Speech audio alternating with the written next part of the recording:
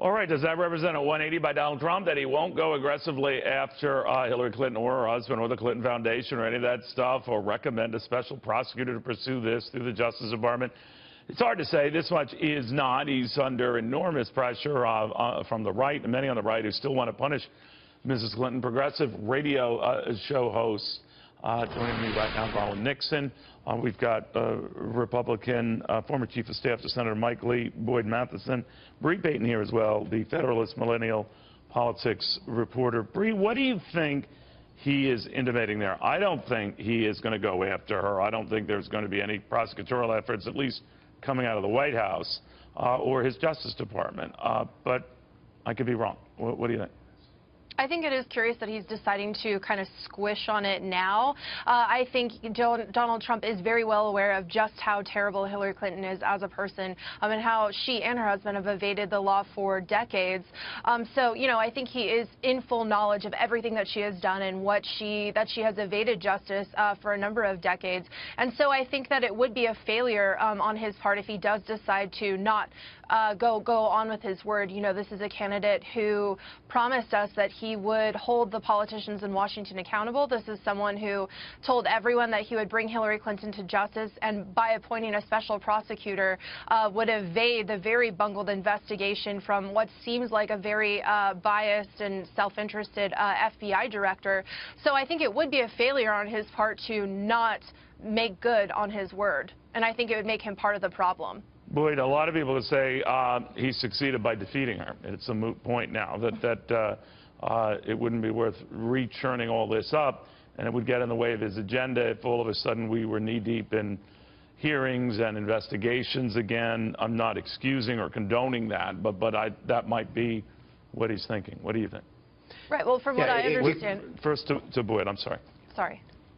Yeah, I think it's interesting that he really finds himself now as president-elect at the intersection of political rhetoric and reality of governing. And so it will be interesting to see whether he has a Gerald Ford kind of moment and say, hey, the long national nightmare is over, or even if President Clinton, or excuse me, if President Obama would choose to pardon her before he leaves. Both of those would require some level of admission of guilt by the Clintons, and I don't see that happening. And so the challenge for the president-elect is to, one, can he ratchet down and allow the nation to exhale and breathe?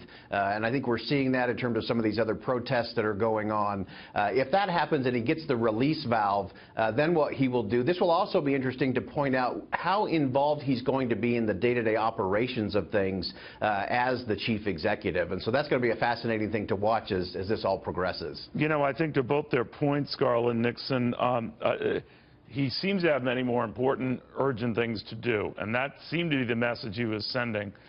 Economy, jobs, and he might get an out by the President of the United States until January 20th, Barack Obama pardoning her. What do you think? Well, I mean, if we look at this from a practical, nonpartisan perspective, a lot of people on the left wanted President Obama to do an investigation on the Bush administration for torture. He didn't do it. Now people want President-elect Trump to go after Secretary Clinton, who was a member of the Obama cabinet. I don't think you're going to see presidents do that for this reason. If you start that snowball downhill where every president, if the administrations change ideologies, they go after the one before, no one in their right mind will accept a position in any administration knowing that if the other party gets it next, that they're going to be subject to endless investigation. So I just don't think it's going to happen from a practical perspective, from a nonpartisan perspective, as to maintain a continuous governance of a country without just endless investigation. No, I actually would agree with that. I think I could see your desire to follow up on this and follow up what Donald Trump had said, but I think he wants the focus on his agenda and turning things around. And something like this, justified or no, would take at least one eye off of that, right? Or at least the attention it would be getting in the media.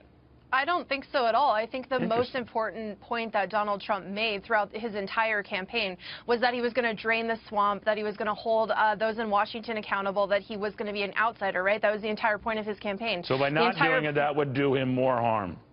Exactly. He needs to follow through. He needs to make good. He needs to hold the politicians in Washington accountable. And I think if he doesn't do that, I think he's going to become part of the problem. Do you think, Boyd, there's any chance in taking such an approach, if he did, that he would alienate those he's trying to reach, extend that proverbial olive branch. Yes, because he really faces this national issue in terms of can we bring the country together. Obviously, he has a very fragile coalition that he put together with many Democrats and blue-collar workers. And so he does, as Bree pointed out, he does risk alienating them or disappointing them, saying that he's not going to drain the swamp. On the other hand, I think he's also trying to send this message that it's about the economy, and he's also trying to challenge something that is very much part of the swamp. And that is this idea that we are just too divided as a nation to deal with any of the significant issues of our time. And so I think if he wants to exert real leadership in the Oval Office, he's going to say, you know what, it's not so much about this investigation as it is about proving once and for all that we are not that divided, that we can come together nonpartisan, that we can solve problems and really get the focus back where it belongs, which is on the communities, what's happening in the states, how do we actually help individuals and families and communities to really thrive. Garland, either way, I think it's still going to be a very poisoned atmosphere. I don't see that changing. Exactly, and he doesn't have much time. Let's not forget, 2018 is a blink of an eye away, and if he doesn't start to come through on a few, at least some of his promises in 2018, he won't be looking at, having all three, all three levers of government at his hand. You're always a party pooper, Garland. All right, thank you.